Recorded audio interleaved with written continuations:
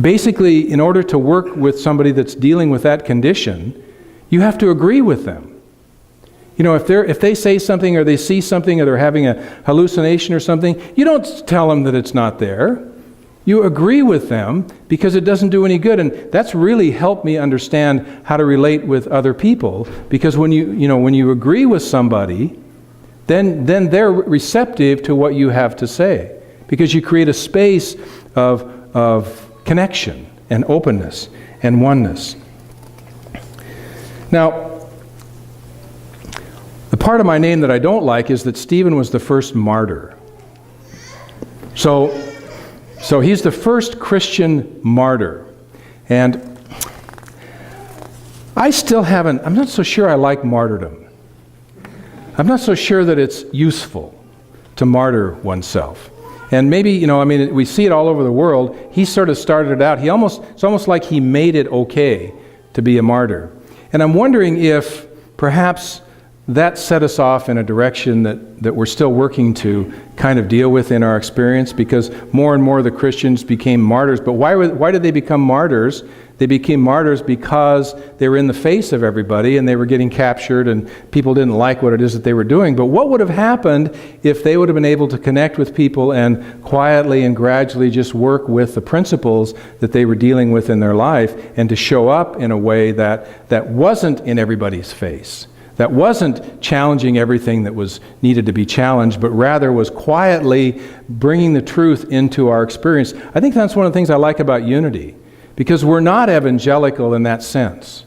That our intention is to live these principles.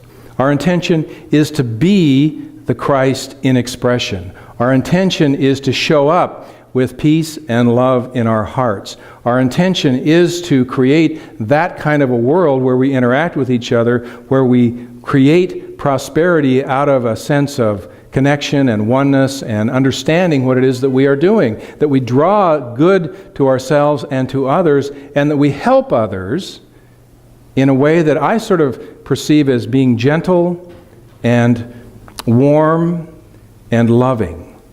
And I think that's the kind of work that's so needed in this world.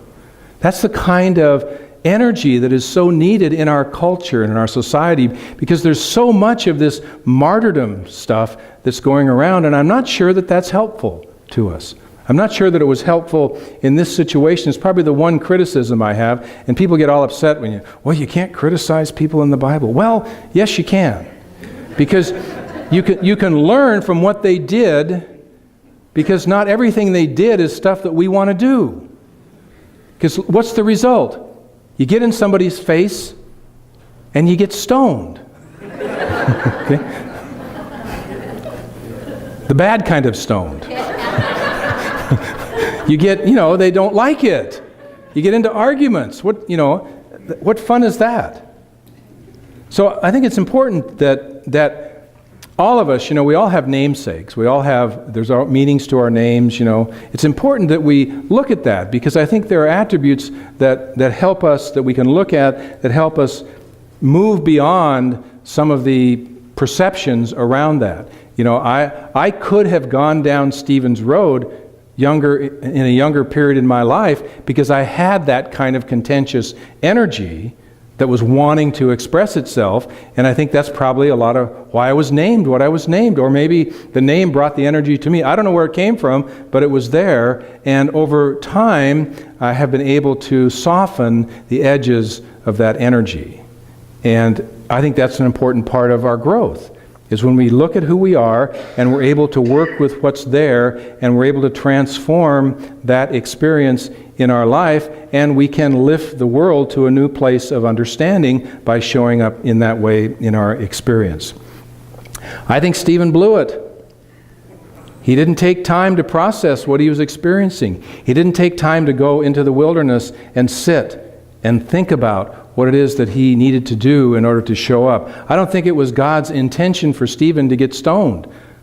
I think he got stoned, and I think like most of us in our life, when we find ourselves in a challenging situation, we make decisions. So decisions had to be made in order to move forward, and so somebody else stepped in to move it forward. And so good came out of a difficult situation, which is true in our lives. We can make mistakes, and good, and to me this is the lesson, a mistake can be made, but good can come out of it.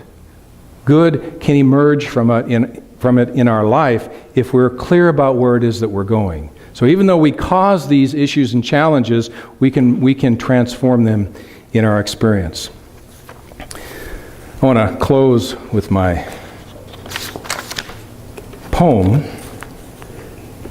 I wrote it this morning because I forgot yesterday to write it, so it might seem a little light.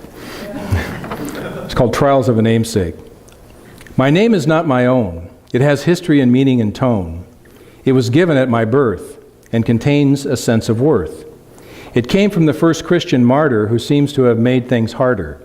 With passion he spoke a great truth, but he wasn't a very good sleuth. I have been in the space he was at and taken wild swings with a bat. Not thinking of what I was saying, just opened my mouth without praying. Like a rocket that explodes in midair, his launch was short-lived like a dare. But definitely he was filled with passion, inspired, clear, yet not in fashion. Maybe what he did was enough. He certainly spoke well off the cuff. But his sharing in the biblical sense seems a waste, like a hole in some fence. But much can be learned from his short time. Unbridled passion can evoke a great crime. Let's be thoughtful and clear about who we share what is lovely and new. Let's take time to let the new find its way and get settled in a consciousness so we may share our wisdom in a sensitive fashion and extend the effects of our passion. It is exciting to embrace a new truth. It feels like a return to our youth. But patience and love are in order. Let others come to you at the border. God bless.